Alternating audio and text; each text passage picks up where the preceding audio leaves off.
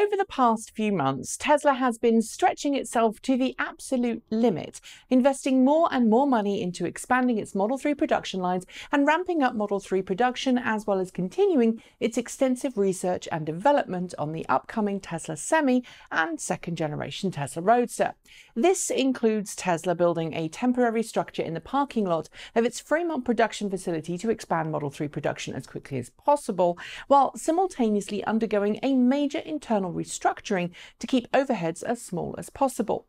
Even with restructuring, however, Tesla needs to build more cars and more energy storage products in order to turn a profit. And with its 2 Gigafactories and Fremont production facility all operating as close to capacity as possible, Tesla has been on the lookout for a new Gigafactory location for some time. And it's just found one in the Shanghai Lingang Industrial Zone in China.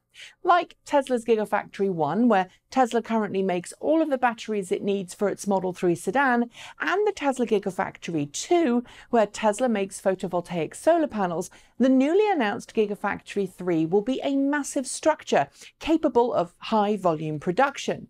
Unlike the Gigafactory 1 and 2, however, Gigafactory 3 will be so large that Tesla says it will be producing 500,000 cars a year when it's running at full speed, as well as all the battery cells, battery packs, and motors that those cars need.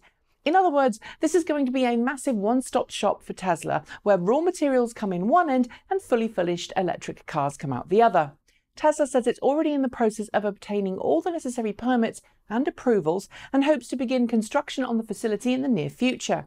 Vehicle production is expected to start 2 years after the start of construction, with the 500,000 vehicle per year milestone expected to be reached 2 or 3 years after that. If Tesla can keep to its own schedule, something which it's really struggled with in the past, this whole announcement could see Tesla more than double its current vehicle production in the next 5 years over today's current production volumes. And that's very good news indeed for the electric vehicle industry and anyone who wants to see electricity succeed in taking over from fossil fuels as the vehicle fuel of choice. But the fact is this: the new Gigafactory in China is even more important for Tesla in some ways than the fact that the facility has been announced.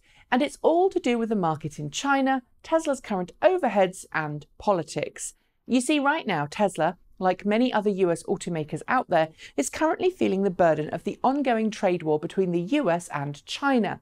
Despite appearing to come to some concessions over import tariffs between the two countries earlier this year, and China announcing it was slashing import taxes on US car imports from 25% to 15%, things are heading downhill fast. Because the US recently announced $35 billion of import taxes on Chinese-made goods entering the US, China has retaliated, dramatically hiking taxes on US-made cars, meaning that automakers like BMW and Tesla have been forced to raise the prices on vehicles imported into the country. In Tesla's case, that means an entry-level Model S 75D now costs the equivalent of $128,500 from a Chinese buyer, up from $107,400 before the retaliatory import tax took effect. As for the Tesla Model X, well, the high-end P100D variant now costs the equivalent of $240,000 in China, which is about $90,000 more than you'd pay in the US. Admittedly, part of that increased cost comes from the cost of shipping finished cars from California to China, but with or without tariffs, the same problem exists. Chinese market Teslas are a lot more expensive than they are in the rest of the world.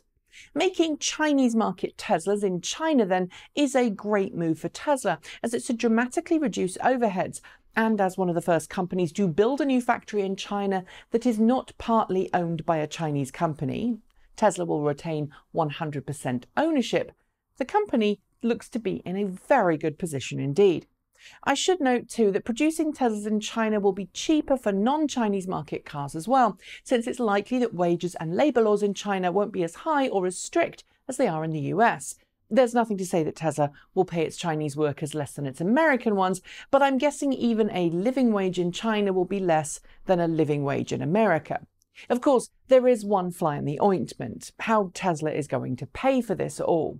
With more Tesla Model 3s coming off the production line and Tesla aiming to get Model 3 customer handovers down to just 5 minutes each, Cash flow should certainly improve in the next few months, but considering Tesla's first Gigafactory cost more than $5 billion to build, Gigafactory 3 isn't going to be cheap, even if you factor in the lower build costs associated with the production of a Chinese facility versus some other parts of the world. And neither Musk nor Tesla has detailed how this is going to be financed, so we're going to have to wait a little longer to find out.